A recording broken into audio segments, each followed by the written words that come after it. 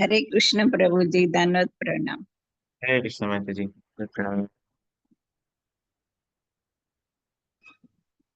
ఈరోజు భగవద్గీత 12వ అధ్యాయం భక్తి యోగం దాంట్లో 17, 18, 19 శ్లోకాలు దాని గురించి చర్చ చేసుకోబోతున్నాము. ముందుగా ప్రార్థన. మమ జ్ఞానతిమిరాంధస్య జ్ఞానాంజనాశలాకయా చక్షురున్మీలితం येन తస్మై శ్రీ గురవే నమః. శ్రీచైతన్యమనోభీష్టం స్థాపితం येन భూతలే స్వయం రూపకదామయం దదాతి స్వపదాంతికం. जय श्री कृष्ण चैतन्य प्रभु नित्यानंद श्री अद्वैत गदाधर श्रीवासादि गौर भक्त वृंद। हरे कृष्णा कृष्णा कृष्णा हरे हरे, हरे राम राम राम हरे हरे। ओम विष्णुपादाय कृष्ण प्रेष्ठाय भूतले श्रीमते भक्ति वेदांत स्वामी नित्य नामने नमस्ते सारस्वती देवे गौरवाणी प्रचारिणे निर्विशेष शून्यवादी पाश्चात्य देश तारिणे। वाञ्छाकल्पतरुभ्यश्च कृपासिन्धुभ्येव च पतितानां पावनेभ्यो वैष्णवेभ्यो नमो नमः। मूकं करोति वाचालं पङ्गुं लङ्घयते गिरिं यत्कृपातमहं वन्दे श्रीगुरुं दीनतारिणं परमानन्दमाधवं श्रीचैतन्यमीश्वरम्। 17వ శ్లోకం. यो न हर्षति न द्वेष्टि न शोचति न काङ्क्षति शुभाशुभ परित्यागी భక్తిమాన్ సమే ప్రియ. ఏమంటున్నారు ఇక్కడ? సంతోషం గాని దుఃఖం గాని, శోకం గాని, ఏమైనా వాంఛించడం గాని, శుభం గాని అశుభం గాని, వీటన్నిటినీ ఎవరైతే విడిచివేసి ఉంటారో, ఎవరైతే వీటన్నిటినీ వదిలేస్తారో, అవన్నీ ఎవరైతే విడిచివేస్తారో అటువంటి భక్తుడు నాకు చాలా ప్రియము. కృష్ణుడు చెప్తున్నాడు స్వయంగా, ఎటువంటి వాడు నాకు ఎటువంటి వాడు ప్రియము అని అర్జునుడు అడుగుతాడు. అంటే ఇక్కడ ఈ శ్లోకం, ఈ అధ్యాయం మొదట్లో అడుగుతారు.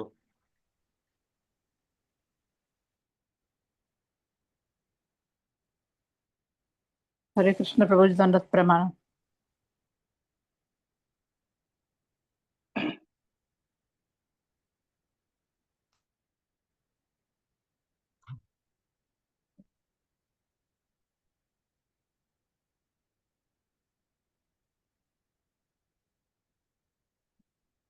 హరే కృష్ణ, క్షమించండి. కాబట్టి ఇప్పుడు ఎవరైతే ఈ ఈ ద్వివిధాలు ఉంటాయో, ద్వివిధాలు ఎక్కువగా పట్టించుకునేవారు కాదు. అంటే ఏమైనా ఇప్పుడు హర్షించదక్క విషయం ఏమైనా ఉంటే, చాలా అంటే చాలా హర్షించడం, అంటే భౌతిక పరంగా, ఏదైతే మనం భౌతిక పరంగా అంటామో ఆ ఆ రకమైన హర్షణ. అంటే ఇప్పుడు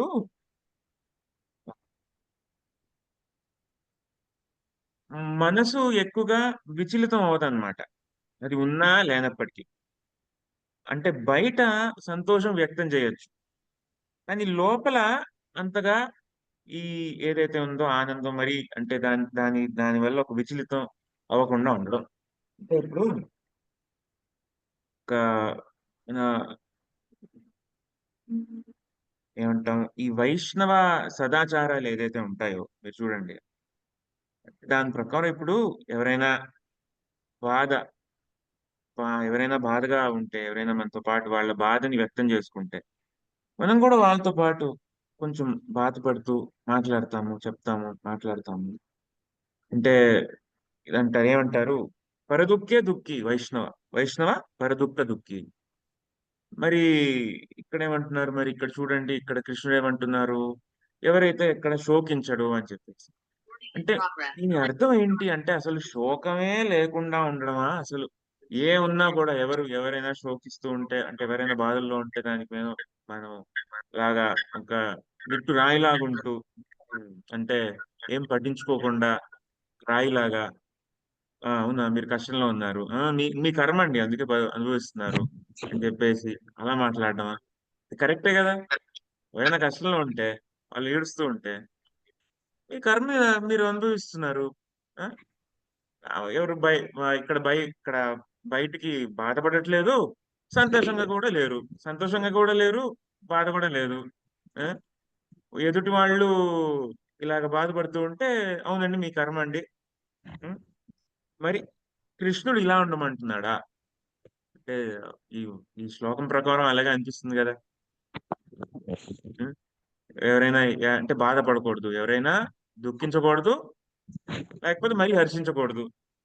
ఇంకెవరైనా వేరే విషయం చెప్పారనుకోండి, మా బాబు పుట్టింది అనుకోండి, ఏమండి నాకు మా రోజు మా ఇంట్లో బాబు పుట్టిందండి, బాబు పుట్టాడు, పాప పుట్టింది, ఇవన్నీ ఎక్కువగా సంతోషపడకండి, ఏం పెద్ద విషయం ఏం కాదు. పుడితే పుట్టారు, అందరూ పుడతారు, అందరూ పోతారు. ఒక ఒక కుక్క పుడుతుంది, ఒక నక్క పుడుతుంది, నక్క పోతుంది, ఇది కుక్క చనిపోతుంది. ఈ దీనికి కూడా పెద్దగా అంత పట్టించుకోకండి.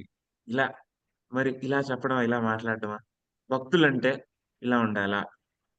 ఎందుకంటే వాళ్ళు ఎక్కువగా వేరే వాళ్ళు ఎవరైనా ఇప్పుడు సంతోషం ఎక్కడ కనిపిస్తుంది? వాడు ఫస్ట్ క్లాస్ లో పాస్ అయ్యాడండి, మా ఇంట్లో పాప పుట్టిందండి, ఆ? లేకపోతే మా ఎవరు అయిన వాళ్ళు కావాల్సిన వాళ్ళు పోయారండి అంటే ఇప్పుడు ఇవే కదా సాధారణంగా దుఃఖము సుఖము అని మనం చెప్పేది. సాధారణంగా ఇవే సాధారణ. మరి మనం ఈ పరిస్థితిలో ఎలా మనం వ్యక్తం ఎలా చేసుకోవాలి? చెప్పుకున్నా చివరికి ఏదైతే జాబ్ చేసుకుని సెటిల్ అవ్వకపోయినా అమ్మాయిలకు హౌస్ కీపింగ్ అనే జాబ్ ఉంది. అందుకే వాళ్ళు జాబ్ చేసుకునే వాళ్ళు ఎవరేమన్నారు? మరి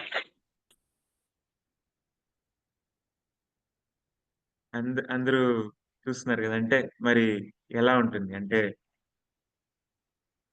భక్తుడు ఎలాగా మాట్లాడాలి, అంటే భక్తుడు అసలు ఎలా ఉండాలి? సో దీన్ని ఏమంటారంటే స్పెక్యులేషన్ చేసుకోకూడదు అనమాట. స్పెక్యులేషన్ అంటే మన ఇది మనోవాంఛ అలా అలా చేసుకోకూడదు అనమాట. అంటే ఊహించుకోకూడదు, మనోకల్పన అది అవసరం లేదు. అంటే ఒక భక్తుడు ఎలా, ఆయన వ్యవహరణ ఎలా ఉండాలి అని చెప్పేసి కృష్ణుడు అర్జునుడికి చెప్తున్నారు. ఉం?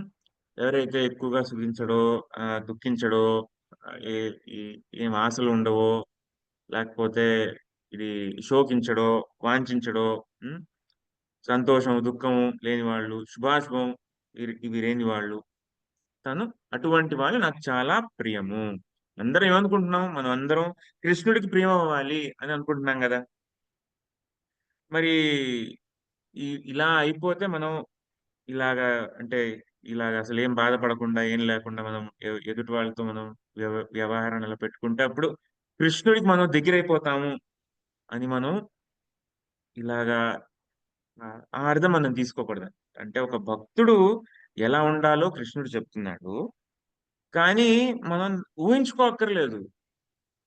అసలు భక్తుడు ఎలా ఉండాలో కృష్ణుడు చెప్తున్నాడు, దాని అర్థం ఏంటి అని మనకి ప్రభుపాదుల వారి వ్యవహారంలో మనకి తెలుస్తుంది. ఆ ప్రభుపాదుల వారు ఎలా వ్యవహరించారు, ఈ శ్లోకం ఇక్కడ ఉంది, కానీ ఆ శ్లోకం అర్థం ఏంటి అని మనకు అర్థం అవ్వాలి అంటే ఒక ఆచార్యులు, ఒక శుద్ధ భక్తుడు ఎవరైతే మనకు తెలుసో కృష్ణుడికి చాలా ప్రియమైన వారు శ్రీల ప్రభుపాదులు వారు, మరి ఆయన వ్యవహరణ ఎలా ఉంటుంది అని మనం చూడాలన్నమాట. అప్పుడు చూస్తే అప్పుడు మనకు అర్థం, ఓహో దుఃఖం పడకూడదు అంటే ఇదా, సో ఎక్కువగా మనం సుఖపడకూడదు అంటే ఇదా అని దాని అర్థం. ఇప్పుడు మనం చూద్దాం అంటే ప్రభుపాదుల వారు ఎలాగ వ్యవహరించారు, అసలు ఏంటి మరి దుఃఖపడకూడదు, ఏమి వాంఛించకూడదు అంటే ఏంటి అంటే భౌతిక పరంగా. ఇప్పుడు చూడండి, ఇంకోటి ఏంటి, ఏమైనా మనం వాంఛించడం అంటే తీవ్రంగా ఏమైనా మనం వాంఛించుకుంటున్నాం అనుకో, దేని గురించి వాంఛించుకుంటాం? సో మనకి ఏమైనా డబ్బులు కావాలి అని చెప్పేసి, డబ్బులు ఉంటే బాగుంటుంది, కొంచెం డబ్బులు ఉంటే బాగుంటుంది, మనం ఎందుకు పని చేస్తాం? పొద్దున్న సాయంత్రం ఏదో జాబు అవి ఇవి అంతా ఎందుకు వెళ్తాం? డబ్బుల కోసం. ఆ? మరి డబ్బులు అంటే మన కోరిక లేదు, డబ్బులు మన కోరిక లేదు అని మనం చెప్పలేం. డబ్బులు అంటే కోరిక ఉంది కదా. కాబట్టి మనకి మరి ఆ భక్తుడికి డబ్బులు అంటే కోరిక ఉంటుందా? ఉందా? ఒకరు అడుగుతారని, ఒకరు చెప్తారన్నమాట ద్రౌపది గారికి. ద్రౌపది చూడండి, ఒక సాధువు ఉన్నారు, ఆయన చెప్పారు, ఎవరో ఆయనకి ఏదో ₹1,00,000 ఏదో ఇస్తా అన్నారు. కానీ ఆ సాధువు ఏం చెప్పారు, అయ్యో నాకొద్దు, ఈ డబ్బులు వద్దండి, డబ్బులు మాయ అండి, నాకు డబ్బులు వద్దండి అని ఆ సాధువు చెప్తారండి. అని చెప్పేసి అలా చెప్పిన తర్వాత వాళ్ళు గొప్పగా అనుకుంటారు సాధువు గురించి. ప్రభుపాదుల వారు వెంటనే అంటారు, ఏయ్, ఆయన తీసుకోకపోతే నాకివ్వమను, ఆ డబ్బులు నాకివ్వమను అని. వెంటనే అదేంటి సాధువు కదా ఆయన, ఇంత గొప్ప వైష్ణవులు, మరి ఇలాగ డబ్బులు ఇలాగా వాంఛిస్తున్నారేంటి, మరి డబ్బులు అంటే వాంఛన ఏంటి? ఆ, ఇప్పుడు అంటారు, డబ్బులు ఏదైతే ఉంటాయో నాకు ఇస్తే నేను కృష్ణుడి సేవలో పెడతాను. ఉం?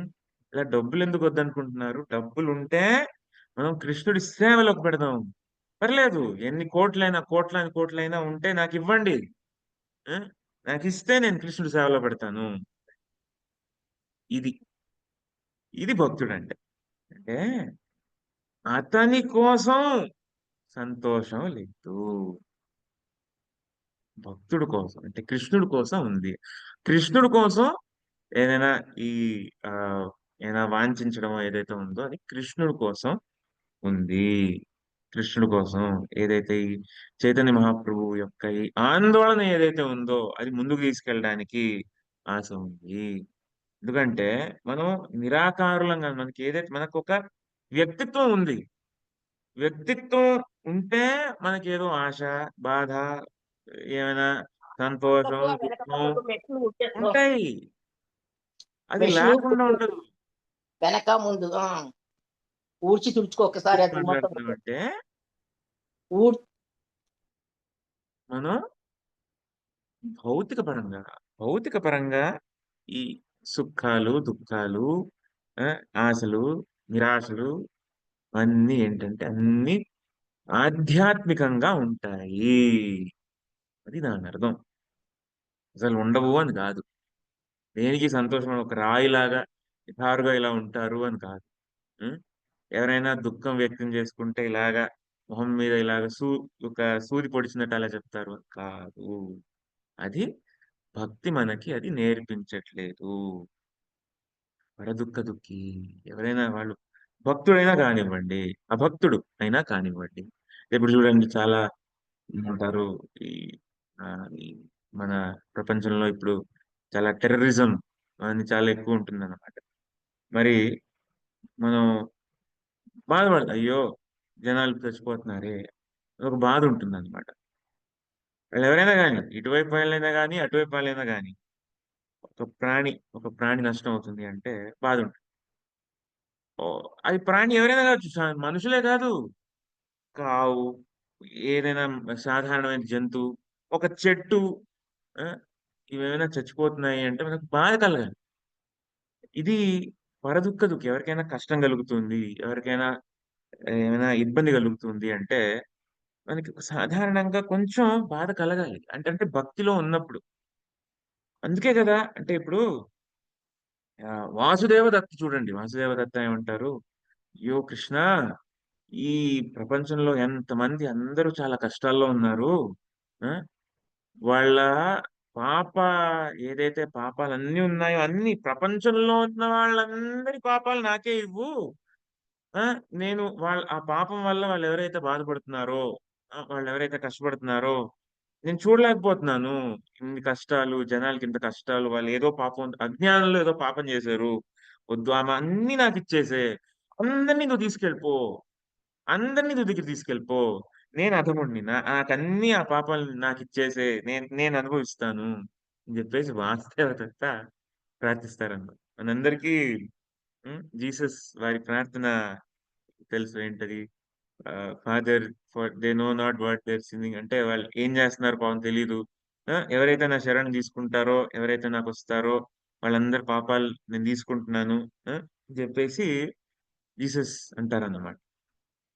అదేవిధంగా దానికి ఇంకా మరో మెట్టు వెళ్ళి నా వాసుదేవ దత్త చెప్తారన్న, ఇదేంటంటే ఈ జీవదయ అనేది ఉంటుంది. భక్తుడికి జీవదయ అనేది ఉంటుందన్నమాట. జీవదయ కృష్ణున సర్వధర్మసార్. ఏంటైతే సర్వధర్మాల ఏదైతే ఈ సారం ఉంటుందో జీవదయ ఉంటుంది, హరినామం. మరి ఎలాగా ఒక భక్తుడు అంత హరినామం చేస్తున్న తర్వాత జీవదయ కలగట్లేదు అంటే ఏదో లోపం ఉన్నట్టే. భక్తిలో ఏదో లోపం ఉన్నట్టే. లేకపోతే జీవదయ కలగకుండా ఉండదు. అంటే వాళ్ళ ఆత్మకి ఉంటుంది. అంటే ప్రభుపాద చాలా సార్లు చెప్తారు. ఈ దయ ఏదైతే ఉంటుందో వాళ్ళ శరీరానికి చూపించక్కర్లేదు. హ్మ్. వాళ్ళ శరీరం అంటే ఈ ఎవరైనా మునిగిపోతున్నాడు అనుకోండి. హ్మ్. మునిగిపోయే వ్యక్తికి కోటుందనుకోండి. మనం మునిగిపోయే వ్యక్తిని కాపాడతామా? వాళ్ళ కోటుని కాపాడతామా? మునిగిపోయే వ్యక్తిని కదా! మన శరీరం ఏదైతే ఉందో ఒక కోట్ లాంటిది. కాబట్టి ఈ జీవ దయ ఏదైతే ఉందో ఆ జీవానికి ఉంటుందన్నమాట. ఆ జీవుడికి. కానీ దీని అర్థం ఇది కాదు. అంటే మనం శరీరానికి ఏమైనా అసలు మనం పట్టించుకోము. అలా కాదు. కోవిడ్ వచ్చిన తర్వాత చాలా మంది ప్రాణాలు కోల్పోతే సాధారణంగా చాలా మంది బాధపడ్డారు. ఆహ్, ఇస్కాన్‌లోనే ఇది కోవిడ్ ఎవరైతే ఉన్నారో వాళ్ళందరికీ ప్రసాదం ఇవ్వడం గాని, కొన్ని కొన్ని చోట్ల చిన్న హాస్పిటల్ లాగా పెట్టడం గాని ఇవన్నీ అయ్యాయి. అంటే ఒక ఆ జీవదయ అనేది స్వాభావికం. ఎవరైనా భక్తి చేస్తూ ఉంటే జీవదయ అనేది స్వాభావికం ఉంటుంది. కాబట్టి కానీ ఎదుటి వాళ్ళ కోసం దుఃఖం. ఇప్పుడు నాకు కష్టాలొస్తున్నాయి అంటే అప్పుడు నేను దుఃఖిస్తాను సాధారణంగా. మరి వాసుదేవ దత్త ఏమన్నారు? అందరి కష్టాలు నాకివ్వు. నాకు దాని గురించి దుఃఖం లేదు. వేరే వాళ్ళు బాధపడుతూ ఉంటే నాకు దాని గురించి దుఃఖంగా ఉంది. అందుకే అందరి కష్టాలు నాకిచ్చేసేయి. నాకు కష్టాలైతే నాకు దుఃఖం లేదు. కానీ వాళ్ళ కష్టమైతే నేను చూడలేకపోతున్నాను. వాళ్ళు ఇలాగ ఈ సంసార సాగరంలో ఇలా కొట్టుకుంటూ నీతో దూరంగా ఉండడం నేను చూడలేకపోతున్నాను. వాళ్ళని నువ్వు తీసుకెళ్ళిపో. అందరిని తీసుకెళ్ళిపో. సృష్టిలో ఎవరున్నారో అందరిని నువ్వు తీసుకెళ్ళిపో. వాసుదేవ దత్త ఇలా ప్రార్థిస్తారన్నమాట. ఇది ఎవరైనా ఇలాగ ఈ కృష్ణుడి దగ్గర లేకుండా ఈ సంసార సాగరంలో ఎవరైతే కొట్టుకుంటూ ఉంటారో వాళ్ళందరిని చూస్తూ ఆయన బాధపడతారన్నమాట. బాధ ఉంటుంది. బాధ లేదు అని కాదు. బాధ ఉంటుంది. పరమ భక్తుడికి బాధ ఉంటుంది. కానీ ఏం బాధ ఉంటుంది? వాళ్ళ గురించి బాధ ఉండదు. ఎదుటి వాళ్ళ గురించి బాధ ఉంటుంది. ఎదుటి వాళ్ళు భక్తి చేయలేకపోతున్నారు అని బాధగా ఉంటుంది. భక్తి చేయకపోవడం వల్ల వాళ్ళు చాలా కష్టాల్లో ఉన్నారు. దాని గురించి బాధగా ఉంటుంది. ఆశ, నిరాశ కూడా దాని గురించే. వాళ్ళ కోసం ఏమి ఉండదు. ఇంకొకసారి ప్రభుపాద్‌కి ఉపాధ్యుల వారికి వాళ్ళ శిష్యులు హ్మ్. ఆస్ట్రేలియాలో వెళ్ళినప్పుడు రోల్స్ రాయ్స్ కార్‌లో తీసుకెళ్తారన్నమాట. ఆ రోజుల్లో పెద్ద రోల్స్ రాయ్స్ కార్ అంటే పెద్ద లగ్జరీ కార్ లాగన్నమాట. రోల్స్ రాయ్స్ కార్‌లో వెల్కమ్ చేసి తీసుకెళ్తారు. ప్రభుపాద గారికి నచ్చింది. వాళ్ళందరూ ఇలా చేస్తున్నారు అని చెప్పేసి. కానీ ఆహ్, ఇది రిపోర్టర్ అడుగుతారు. కాదు మీరేమో ఒకవైపు చెప్తూ ఉన్నారు. ఏదైతే ఈ భౌతిక సుఖాలు ఏవైతే ఉన్నాయో అవన్నీ మీరు వదిలేసుకోవాలి. మరి మీరే ఇంత లగ్జరీ కార్‌లో వెళ్తున్నారు మరి అదేంటి అని. ఏవండీ ఇప్పుడు భగవంతుడొస్తే హ్మ్. భగవంతుడికి గొప్పగా మీరు ఈ ప్రపంచంలో ఏదైతే ఉందో అన్నీ ఇవ్వరా? రోల్స్ రాయ్స్ కారేంటి మొత్తం బంగారంతో మొత్తం వైడ్యూర్యాలతో ఉన్న ఏదైతే వాహనం ఉంటుందో అలా మీరు ఇచ్చుకోరా? గురువు ఎవరైతే ఉంటారో కృష్ణుడి యొక్క ప్రతినిధి. ఒక గురువుని ఎలా చూసుకోవాలో అంటే కృష్ణుడిని ఎలా చూసుకోవాలో అదే విధంగా గురువుని చూసుకోవాలి. కాబట్టి ఏదైతే చేస్తున్నారో అది కూడా తక్కువే. హ్మ్. ఇంకా ఇంకా ఏంటి? ఇంకా ఏదైతే కుదురుతుందో ఈ ప్రపంచంలో ఇంకా ఏం కుదురుతుందో ఇంకా చెయ్యాలి. ఒక గురువు కోసం అలా చేయాలి అని చెప్తారన్నమాట. హ్మ్. ఏంటి ఆఫ్టర్ ఆల్ ఈ రోల్స్ రాయ్స్ ఏంటి? మొత్తం బంగారంతో చేసి పెట్టివ్వాలి. మొత్తం ఆహ్, ఈ ఈ ఏదైతే ఈ రహదారి అంతా ఉందో అలా పెట్టివ్వాలి అని చెప్పేసి చెప్తారన్నమాట. భగవంతుడొస్తే చేయమా అలాగ మరి? మరి భగవంతుడొస్తే చేసిన వస్తే అలా చేస్తాం గదా! మరి గురువు భగవంతుడి యొక్క ప్రతినిధి. మరి ఆయనకు గూడా చేయాలి. అంటే ఏదైతే ఇవన్నీ మనం అర్పిస్తున్నామో అది మన మన గురువు నా కోసం అని జెప్పేసి తీసుకోరు. కృష్ణుడికి అని చెప్పేసి అంటారు. ఇప్పుడు వైష్ణవ ఆ యజ్ఞాల్లో కూడా మీరు చూడండి, ఇదం కృష్ణాయ ఇదం నమః అని అంటారన్నమాట. అంటే ఇదన్నీ కృష్ణుడికి, ఇదం కృష్ణాయ ఇదం నా మమ, నా మమ, నా కోసం కాదు. వైష్ణవ యజ్ఞాల్లో ఏదైతే చూస్తారో ఇలాగే ఉంటాయి. వేరే చోట్లంతా కర్మకాండ ఆ ఆలోచన ఉంటుందన్నమాట. ఓ ఇవన్నీ చేస్తే మనకు అన్ని శుభాలు జరుగుతాయి, అశుభాలు దూరంగా ఉంటాయి, ఇవన్నీ చేసి శుభాలు, మనకంత శుభం శుభం జరుగుతుంది. ఉం? ఆయతనమాన్ భవతి అన్నీ ఉంటాయి చూడండి. అంటే మంచి వర్షాలు కలుగుతాయి, మంచిది కలుగుతాయి, మంచి పంటలు పండుతాయి, ఆ మంచి ఆరోగ్యం కలుగుతుంది. అంటే ఇవన్నీ అంటే నా కోసం, నా కోసం, నా కోసం, నా కోసం, నా కోసం, సుఖాలు, అశుభాలు, శుభాలు, అశుభాలు అలాగన్నమాట. శుభాలు కలగాలి, శుభాలు కలగాలి. ఒకసారి ప్రభుపాదుల వారిని వాళ్ళ శిష్యుడు అడుగుతారు. ఇది కామెట్ అంటే ఒక తార, అంటే తార తన స్థాయి నుంచి కింద పడిపోతూ ఉంటే దాన్ని అంటే కామెట్ అంటారు అనమాట. సాధారణంగా ఏమంటారంటే చూస్తే అశుభం అని చెప్పేసి అంటారు. మరి అది మనం చూస్తే మన అశుభమా అని చెప్పేసి అడుగుతారన్నమాట ప్రభుపాదుల వారికి. ఏమయ్యా, ఈ దుఃఖాలయంలో ఉంటున్నాం అదే పెద్ద అశుభము. ఆ? కృష్ణుడి దగ్గర నుంచి దూరంగా ఉన్నాము అదే మనకి పెద్ద అశుభము. దీనికి మించిన ఏం అశుభం ఉంది? కృష్ణుడికి మనం దూరంగా ఉన్నాము. ఆ ఇంకేంటి దీనికి మించిన అశుభం ఏంటి? ఆ కామెట్ చూస్తే ఏంటి, చూడకపోతే ఏంటి? ఆ దీనికి మించిన అశుభం ఏముంది భక్తుడికి? ఉం? మనం శీఘ్రంగా భగవంతుడి దగ్గరికి వెళ్ళాలి, అది మనం అనుకోవాలి అని చెప్పేసి ఎలా చెప్తారన్నమాట.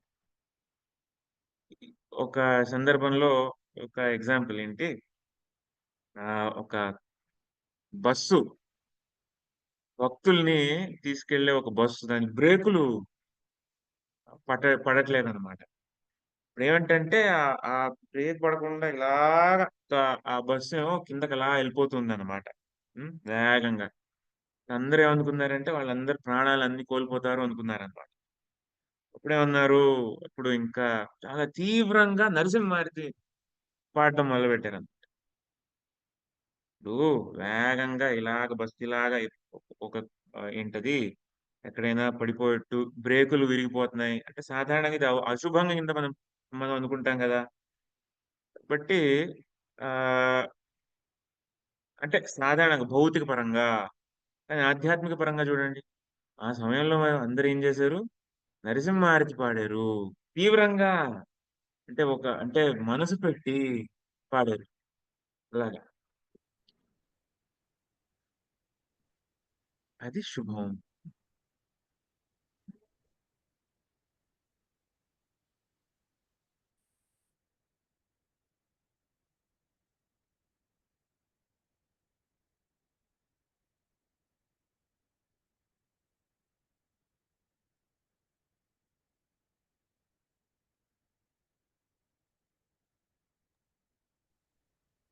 హరే కృష్ణ. కాబట్టి ఇది శుభం అంటే ఏంటి, అశుభం అంటే ఏంటి అని చెప్పేసి ఇప్పుడు మనం అర్థం చేసుకుందాం అన్నమాట.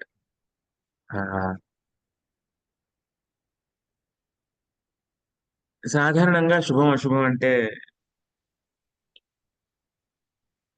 ఆ మనం ఏమనుకుంటాము అంటే ఇంకా సాధారణ ఇప్పుడు చిరిగిపోయిన బట్టలు వేసుకోకపోవడం, అంటే అది చిరిగిపోయిన బట్టలు వేసుకుంటే అయ్యో అది దరిద్రం అయ్యా వేసుకోకు అని చెప్పేసి అంటారు. ఉం? చిరిగిపోయిన బట్టలు కానీ అన్ని వేసుకోవద్దు అని, అశుభం, వద్దు అని. కోలా వేచే శ్రీధర్ చూడండి, ఆయన ధోతి అంతా, పంచంతా అందులో అన్ని ఆ ఒక 10-15 ముక్కలు ఉంటాయన్నమాట. అవే వేసుకునేవాడు. అంటే తెలియక కాదు అది వేసుకుంటే అశుభం, తెలియక కాదు, శాస్త్రం తెలిసిన వాళ్ళు చాలా మంది ఏంటంటే టోర్న్ జీన్స్, ఏంటది అది బొక్కలున్న జీన్స్ ప్యాంట్లు వేసుకుంటారు అన్నమాట. టోన్ జీన్స్ ఫ్యాషన్ అది, అమ్మాయిలు అబ్బాయిలు. ఆ సో అది ఏమనుకుంటారంటే ఫ్యాషన్ అనుకుంటారు. అదేంటంటే అజ్ఞానం, తెలీదు. అలా వేసుకుంటే అశుభం కలుగుతుంది అని చెప్పేసి తెలీదు నమ్మకం లేదు. కానీ కోలవేచి శ్రీధర్ అది వేసుకున్నారు, బొక్కలున్న ఏదైతే ఆ పంచ వేసుకున్నారు, అది తెలియక కాదు. అది అలా వేసుకుంటే అశుభం అని చెప్పేసి తెలియక కాదు, తెలుసు. ఆ? కానీ దాన్ని త్యక్తం చేశారు. ఏం జరిగినా పర్లేదు, అన్ని కృష్ణుడి నియంత్రణలోనే అన్ని ఉంటాయి. ఈ నా కృష్ణుడు ఈ ఈ పంచి ఇచ్చారు, నా దగ్గర ఇది ఉంది, నేను ఏది వేసుకుంటాను. ఏదొచ్చినా, ఏది శుభాలు వచ్చినా, ఏది అశుభాలు వచ్చినా అన్ని కృష్ణ ప్రసాదం లాగే నేను భావిస్తాను అని చెప్పేసి అనుకుంటాను అనమాట. అది. సో ఆ విధంగా మనం పరిగణించాలి. ఇక్కడితో మనం ఈ క్లాస్ ఈరోజు ఆచరణ జరగాలండి, ఎందుకంటే కొంచెం సర్వీస్కి వెళ్ళాల్సి వస్తుంది, మన్నించండి. హరే కృష్ణ. Thank you Hare Prabhuji. కృష్ణ మాకు ప్రభుజీ. ప్రణామం ప్రభుజీ.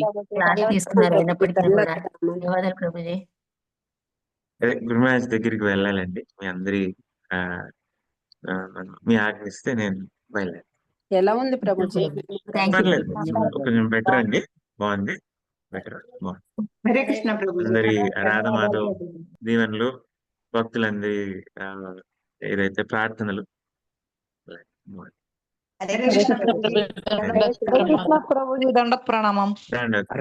పంచాకల్పతరుభ్యశ్చ కృపాసింధుభ్యశ్చ